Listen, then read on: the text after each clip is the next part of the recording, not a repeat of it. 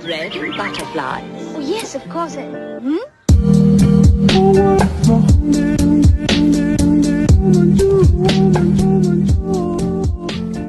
Assalamualaikum warahmatullahi wabarakatuh. Saya Suzila binti Ibrahim dari tingkatan 6 rendah Al-Ghazali. Pada hari ini, saya akan membentangkan tentang badan kehakiman. Baiklah, apakah itu badan kehakiman? Badan kehakiman ataupun boleh dikenali sebagai judisiari merupakan badan yang bertanggungjawab dalam mentafsir dan melaksanakan undang-undang. Lalu, siapakah pihak ataupun ahli yang terlibat dalam badan kehakiman ini?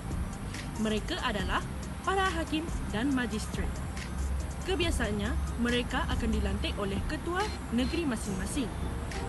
Mereka juga menjalankan tugas mereka di mahkamah dan bekerja sama dengan pihak berkuasa, terutamanya pihak polis dalam menegakkan undang-undang. Jadi, sebagai pengetahuan anda semua, badan kehakiman juga mempunyai kuasa mendengar serta menentukan perkara sibil dan jenayah. Seterusnya, topik yang pertama, saya akan mengatakan tentang fungsi-fungsi badan kehakiman. Yang pertama, badan kehakiman menjadi pentadbir keadilan dan membicarakan kes-kes sibil dan jenayah yang berlaku di atas kapal dan kapal terbang yang didaftarkan di Malaysia serta di perairan dan ruang angkasa antarabangsa. Secara ringkasnya, badan kehakiman akan membicarakan apa-apa sahaja jenayah yang berlaku di luar Malaysia. Yang kedua, mentafsir perlembagaan dan undang-undang. Yang ketiga, menyemak undang-undang yang diluluskan oleh Dewan Undangan Negeri dan Parlimen. Yang keempat, mengisytiharkan sah atau tidak sah sebarang undang-undang atau tindakan. Dan yang akhir sekali ialah melindungi hak-hak asasi manusia daripada pencerobohan pihak eksekutif, orang perseorangan dan orang-orang yang tertentu. Jadi, bagaimanakah para hakim ini dilantik? Hakim dilantik oleh Yang di-Pertuan Agong dengan nasihat Perdana Menteri setelah berunding dengan Majlis Raja-Raja. Contohnya, Ketua Hakim Negara, Hakim Mahkamah Persekutuan, Hakim Mahkamah Rayuan dan Hakim Mahkamah Tinggi. Yang kedua, untuk pelantikan hakim, Mahkamah Seksyen mereka dilantik oleh Yang di-Pertuan Agong dengan nasihat Hakim Besar Mahkamah Tinggi. Dan yang ketiga ialah manakala bagi magistrat pula terbahagi kepada dua, iaitu magistrat di wilayah persekutuan mereka dilantik oleh Yang di-Pertuan Agong dengan nasihat Hakim Besar Mahkamah Tinggi.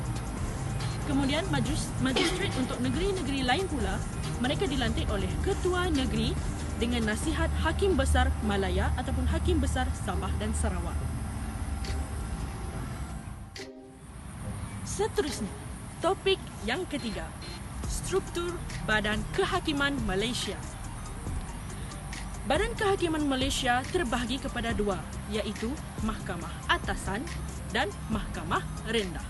Mahkamah Atasan terbahagi kepada tiga, iaitu Mahkamah Persekutuan, Mahkamah Rayuan dan Mahkamah Tinggi Malaya dan Mahkamah Tinggi. Seterusnya, Mahkamah Rendah pula ialah Mahkamah Seksyen, Mahkamah Magistrat dan yang terakhir sekali, Mahkamah bagi Kanak-kanak. Assalamualaikum warahmatullahi wabarakatuh. Nama saya Nur Fatihah Hidayu binti Bul Hasan dari tingkatan 6 rendah Al-Ghazali. Saya akan membincangkan topik 4, tajuk Badan Kehakiman. Topik 4 iaitu fungsi-fungsi Ketua Pendaftar. Sebelum saya menyatakan apa itu fungsi Ketua Pendaftar, saya akan memberitahu apa itu Jabatan Ketua Pendaftar, iaitu merupakan jabatan di bawah Jabatan Perdana Menteri. Yang kedua, Ketua Pendaftar bertanggungjawab terhadap pentadbiran dan dalam kehakiman dan setiap jenis mahkamah mempunyai Ketua Pendaftar mereka sendiri. Antara fungsi Ketua Pendaftar ialah yang pertama, bertanggungjawab secara langsung kepada Ketua Hakim Negara sebagai pentadbir dalam semua mahkamah di Malaysia dengan bantuan timbalan-timbalan, pegawai-pegawai kanan dan pegawai-pegawai pentadbir lain di mahkamah.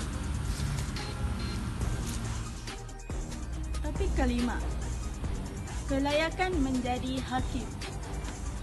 Sebelum menjadi hakim, dia hendaklah seorang warga negara Malaysia. Yang kedua, dalam 10 tahun, dia mesti menjadi peguam Mahkamah Persekutuan atau peguam Mahkamah Tinggi atau anggota Perkhidmatan Kehakiman dan undang-undang. Ketiga, jawatan semasa sehingga usia 66 tahun jika diperkenankan oleh YDPA dan sehingga sesuatu tempoh tidak melebihi 6 bulan. Yang terakhir, saraan hakim-hakim dipertanggungjawabkan kepada kumpulan wang yang disatukan.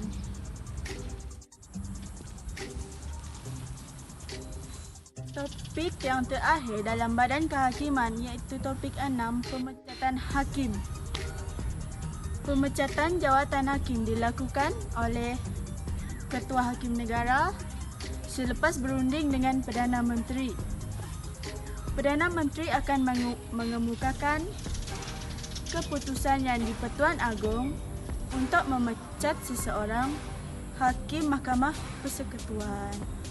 Yang terakhir, YDPA akan mendapatkan nasihat tribunal mengikut pasal 4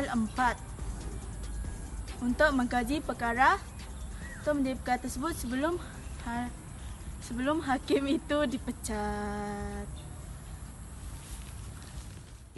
Sekian, terima kasih. Bye-bye.